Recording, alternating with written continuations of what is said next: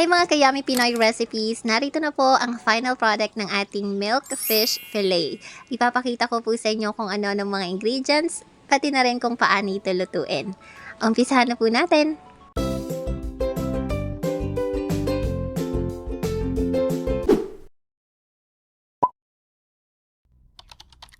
Para sa recipe na to, gagamit tayo ng boneless bangos, gagamit tayo ng breadcrumbs.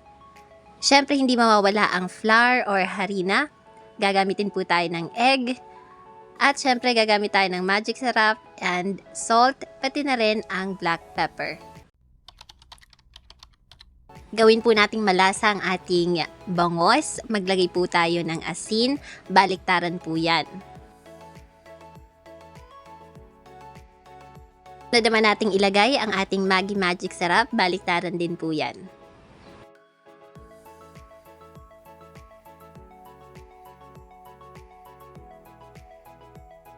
Budburan naman natin ito ng black pepper, kabilaan din po.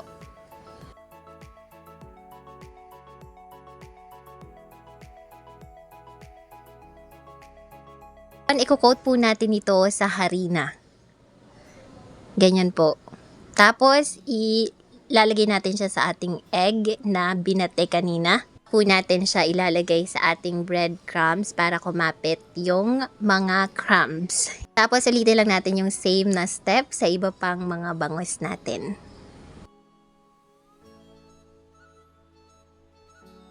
Ayun, ito na po yung itsura niya kapag tapos ng lagyan lahat ng breadcrumbs at pwede na po tayo magluto. Buksan na po natin ang kalan at iset ito sa medium fire. Hintayin uminit ang ating kawali bago maglagay ng mantika. At syempre, make sure na mainit din yung mantika natin bago tayo mag-umpisang magprito.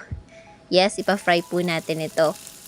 Mas maigi kung low fire lang pala yung ating fire para hindi agad masunog ang ating breadcrumbs kasi sobrang bilis po masunog niyan kapag masyadong malakas yung apoy. Ending baka hindi maluto ng bonggang-bonggang ating isda. So sa recipe natin na to, saktong-sakto lang naman siya. I-check lang natin from time to time kapag ka golden brown na. Then ibig sabihin, pwede na natin siyang baliktarin.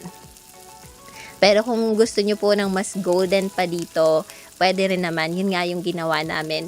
Kung ginawa namin, after namin mabaliktad yan, pinaliktad ulit namin hanggang sa makuha namin yung kulay na gusto namin. So, eto na nga po ang ating finished product. Perfect na perfect itong pang-almasal, pang-tanghalian, even dinner. Perfect din siya with side dish na tingnan nyo naman.